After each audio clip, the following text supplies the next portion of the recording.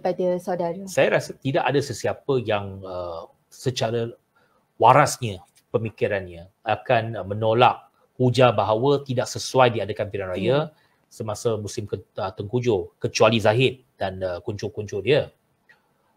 Sudah tentu mereka rasa bahawa ini adalah window yang terbaik untuk mereka memaksimalkan peluang mereka untuk menang.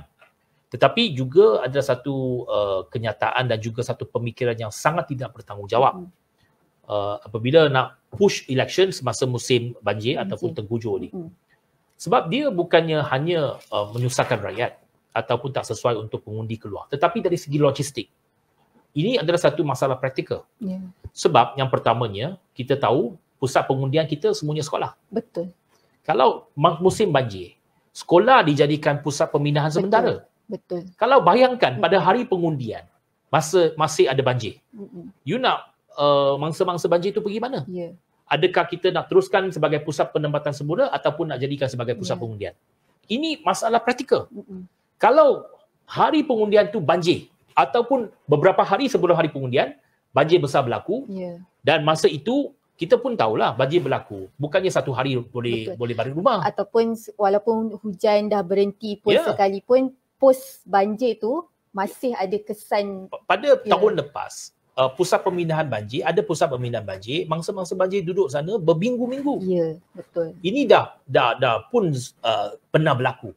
Kalau katakan satu minggu sebelum hari pengundian, banjir besar berlaku di satu kawasan. Ada kawasan di sana menjadi pusat pemindahan, sekolah di sana menjadi pusat pemindahan satu minggu. Adakah SPR nak ambil itu sebagai pusat pengundian ataupun kekal sebagai pusat pemindahan? Jadi ada masalah teknikal di sana, ada masalah praktikal di sana yang perlu kita pertimbangkan, yang perlu diberikan perhatian. Jadi adalah sangat-sangat tidak bertanggungjawab kalau kita nak memaksa keadaan itu berlaku. Bagi Zahid, dia tak pedulilah. Bukan hal dia, bukan tanggungjawab dia. Dia bukannya pemimpin kerajaan pun pada hari ini, dia hanya pemimpin parti. Dia nak menang pilihan raya saja. Tetapi untuk pegawai-pegawai kerajaan, untuk jabatan-jabatan kerajaan, ini satu masalah yang cukup besar. Seperti yang saya katakan, you nak bagi prioriti kepada SPR ataupun prioriti kepada Natmah. Itu persoalan dia. Majlis Keselamatan Negara macam mana nak buat keputusan?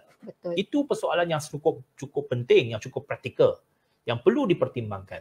Sedangkan pada situasi banjir, katakanlah kalau hanya pada pengalaman kita yang lalu baru-baru ni, hanya beberapa negeri sahaja pun dah kelam kabut untuk kerajaan negeri sendiri menguruskan suasana, menguruskan keadaan, apatah lagi untuk kerajaan persekutuan pun untuk menggembleng tenaga dan sebagainya pun dah kelam kabut. Bagaimana pula kalau pada ketika itu, katakanlah pada hujung tahun, kita tahu banyak-banyak ada negeri yang memang akan berhadapan dengan situasi banjir ini.